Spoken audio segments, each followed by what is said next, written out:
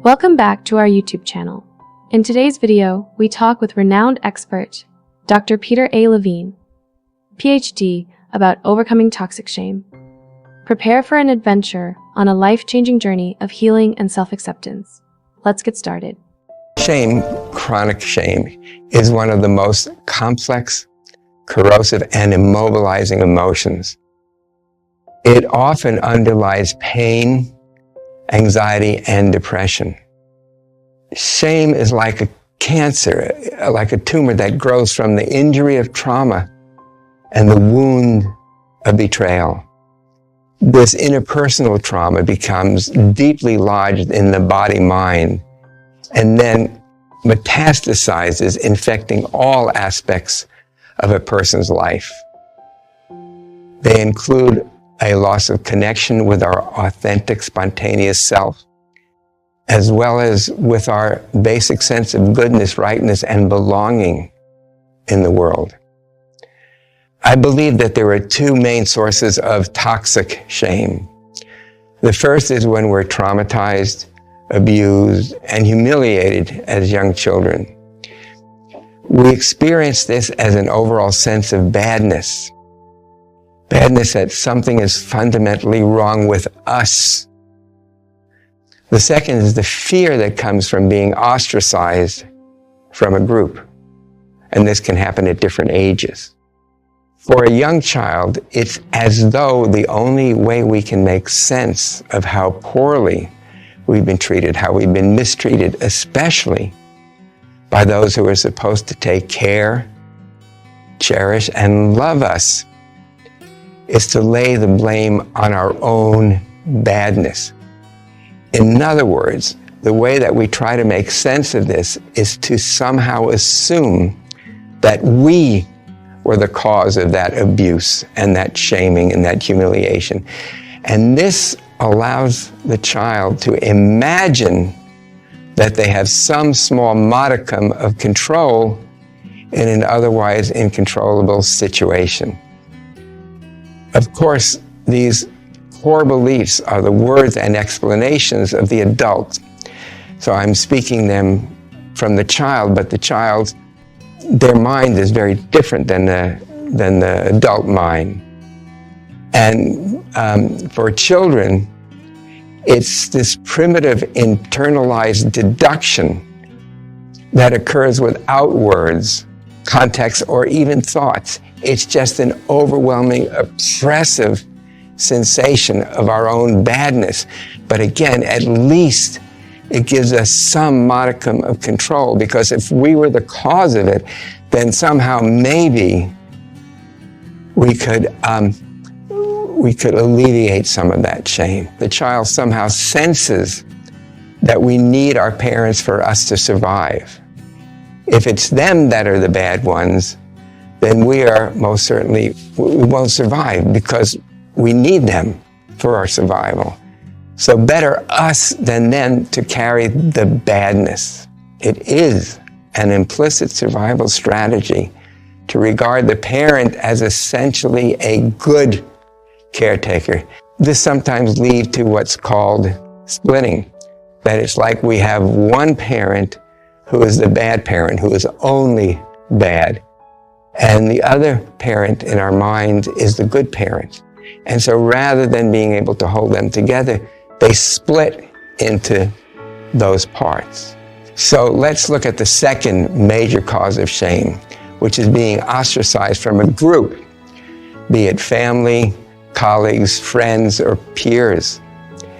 Rejection is among the most painful of human emotions.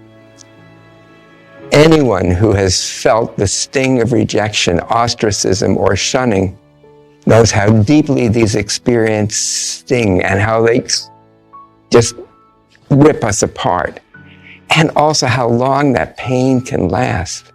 This shame feels like death because in tribal or primitive groupings, if one member is being ostracized for not living up to, not obeying the norms of the group, they may perish. For example, in a member of a primate family group is banished or shunned, they may literally die. And if they're not able to attach to another group, they will simply wither and die.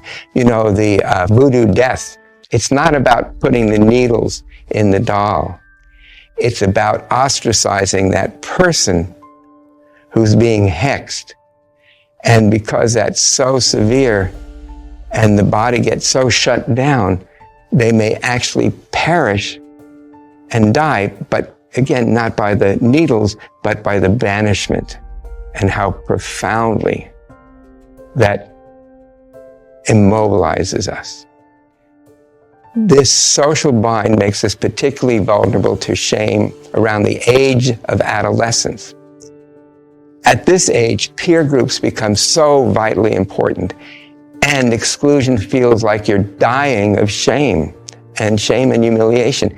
If you kind of visit your adolescence and your pre-adolescence, how did it feel when you were excluded by high school friends or colleagues or family members?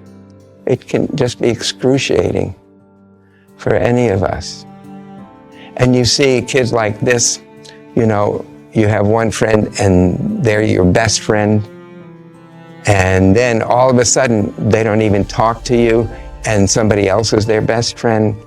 God, that really, really hurts. It feels horrible. It feels maybe even like death, because again, banishment is about the likelihood of death. I suggest that you might think about, from your current adult stance, what you would want to say to yourself as an adolescent, what you would want to say to reassure her, him, or them that their pain and humiliation won't go on forever, that they will survive it, and that you'll be there for them. So just take some time now, some moments, to envision yourself as an adolescent or as a pre-adolescent. And just what words would you want to say to them? What would you want to tell them? What would you want them to know from your stance as an adult, from your heart, from your being? And see how that feels inside. What kinds of sensations, feelings, images, or thoughts come up for you, come up in your mind. As you console your adolescent self, consider journaling about these feelings and thoughts and sensations. Whatever the cause of our shame, it is important. No, it's critical to understand that our bodies respond in specific ways to this kind of emotional injury. When we continue to hold these emotional postures of shame, which we'll be talking about now, and the horrible feelings of humiliation will get regurgitated over and over again. So now, how do we break this vicious cycle? Here's an exercise to help working when feelings of shame or humiliation come up.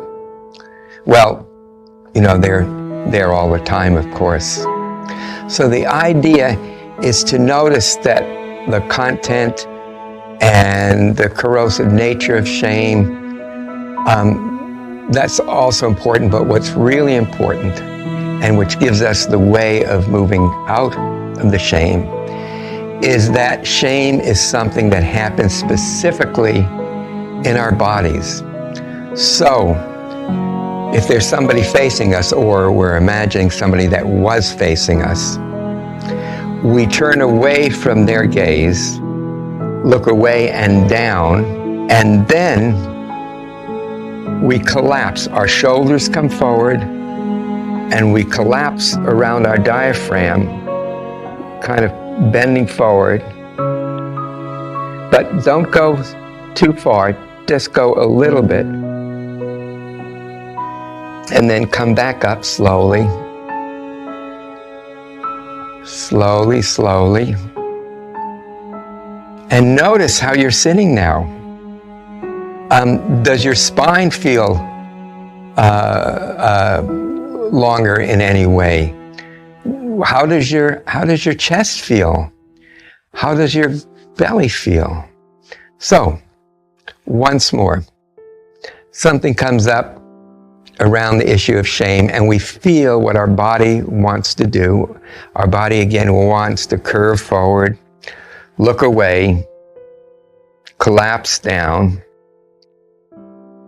and then just holding it there, slowly coming up, vertebra by vertebra, all the way from your lower back, all the way up to your thoracic vertebra, and till you get a sense of lengthening and also of opening in the chest. Because really, the opposite of shame is pride, authentic pride. So just notice how you experience pride in your body, and that you can go from feeling shame, which is like this, to opening from the shame into extension, into lengthening, and into pride and dignity. Because remember that shame is something that strips away our dignity, and pride is what takes us back to our dignity, to our bodily sense of pride and dignity. So can you feel love for this hurt child, for this shamed or humiliated child? Can you feel love, caring, compassion? And can you also feel that kind of caring and compassion to that adolescent part of you? Because we carry in our bodies all of those baby, child, adolescent experiences in our bodies. And now what we're doing is we're reworking them so that we don't have to be stuck in shame. And because we can never move into life fully when we are in shame, when we're in the posture of shame. So remarkably, when we allow ourselves to feel worse, which is again moving into that posture, and then slowly coming back out from that posture, that we're no longer stuck, we're no longer riveted to shame and to humiliation. So thank you for participating in this very challenging exercise. And again, I want to remind you that you can go to Belarus Neperstek's Healing Trauma audio series, because it really also reinforces and helps to move us through these shame experiences. It can really help bring you into self-care and self-acceptance. Thank you for joining us on this highlighting journey of overcoming toxic shame. If you enjoyed this video, give it a thumbs up and subscribe to our channel for more inspirational content. Remember that healing is possible and that you are not alone on this path. Stay tuned for our next video, and in the meantime, take care of yourself. We'll see you soon.